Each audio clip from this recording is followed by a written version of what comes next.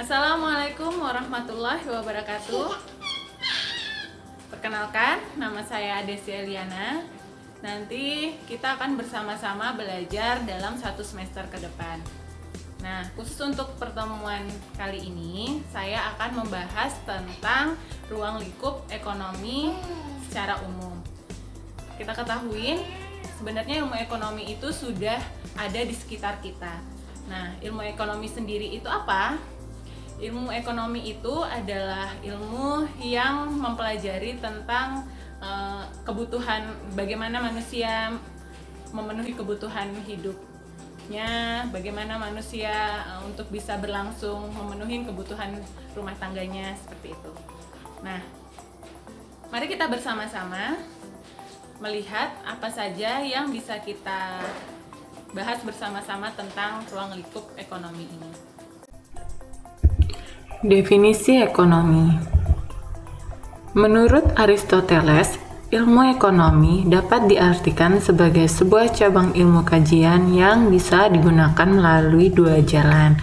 2 jalan yang dimaksud di sini adalah yang pertama, dengan cara memakai segala hal yang mendekati kemungkinannya untuk dipakai. Kemudian yang kedua adalah dengan cara menggunakan segala hal yang kemungkinan bisa ditukarkan dengan barang. Jadi, dari sinilah ekonomi menyebabkan munculnya nilai pemakaian dan nilai pertukaran. Kemudian didefinisikan juga oleh Adam Smith. Adam Smith adalah seorang tokoh filsuf politik, ekonomi, sekaligus pencetus sistem ekonomi kapitalisme pada abad 18 dan 19. Dirinya terkenal dengan salah satu teori ekonomi, yaitu keunggulan mutlak yang menurutnya berhubungan dengan suatu penyelidikan tentang kondisi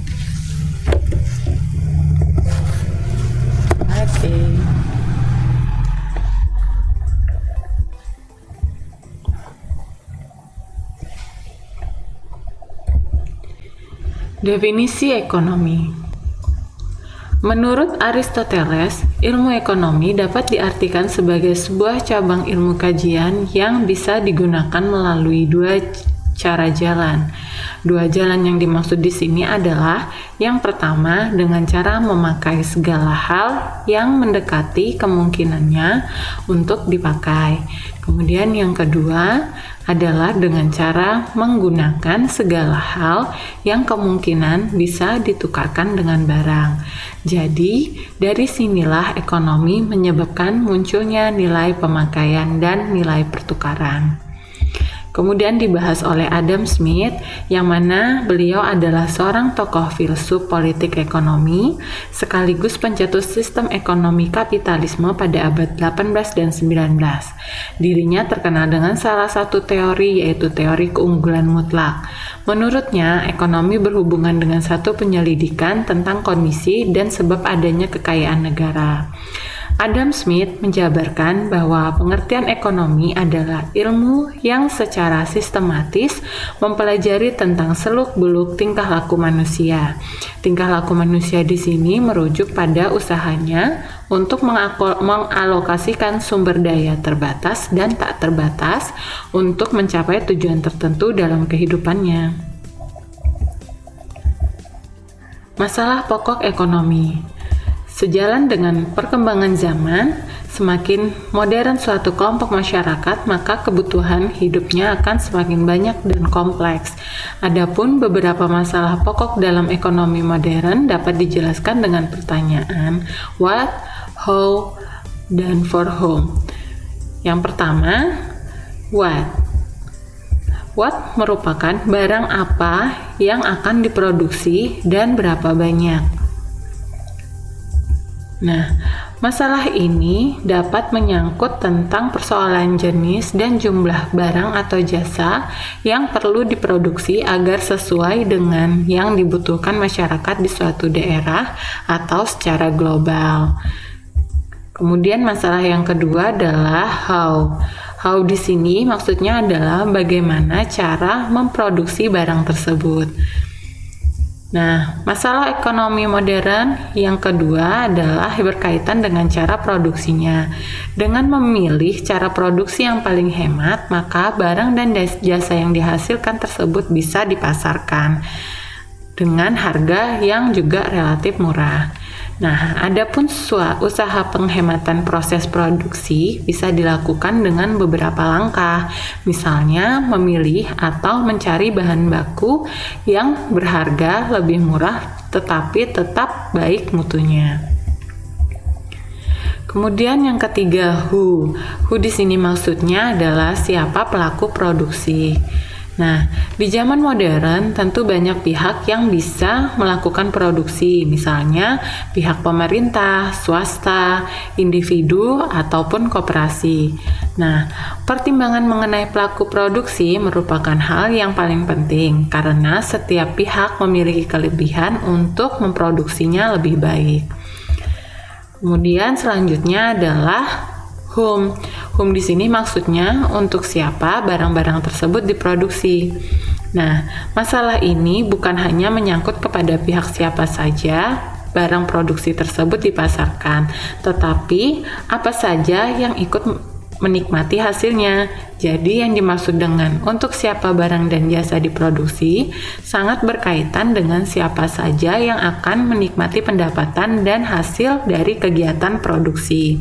Hal ini juga terkait bagaimana cara mendistribusikan hasil atau pendapatan tersebut. Nah, hal ini juga terkait bagaimana cara mendistribusikan hasil atau pendapatan tersebut secara adil agar tidak terjadi kesenjangan dan kecemburuan antar pemilik faktor produksi. Kemudian ruang lingkup ekonomi. Meski ruang lingkup ekonomi sangat luas, namun secara garis besar teori ekonomi dibagi menjadi dua, yaitu teori makro dan teori mikro. Nah, teori mikro ekonomi didefinisikan sebagai bagian dari ilmu ekonomi yang menganalisa mengenai bagian-bagian kecil dari keseluruhan kegiatan perekonomian yang bersifat spesifik.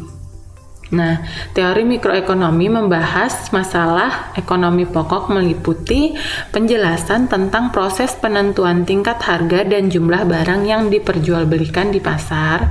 Kemudian, penjelasan tentang teori produksi, yaitu maksudnya adalah mekanisme penentuan tingkat produksi yang akan memberikan keuntungan maksimal kepada produsen.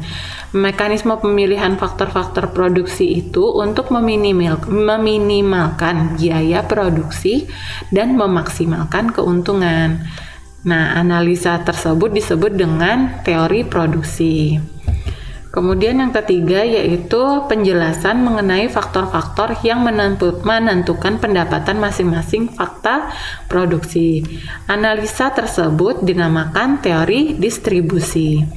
Nah, dalam teori ini diterangkan tentang faktor-faktor yang menentukan tingkat upah tenaga kerja sesuai dengan tingkat bunga yang dibayarkan kepada para modal yang digunakan dan tingkat keuntungan yang diperoleh para pengusaha.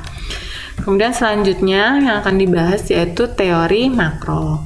Teori makro merupakan Teori makro merupakan analisis atas keseluruhan kegiatan ekonomi secara agregat. Nah, analisisnya bersifat global dengan tidak memperhatikan kegiatan ekonomi yang dilakukan oleh unit-unit kecil dalam perekonomian.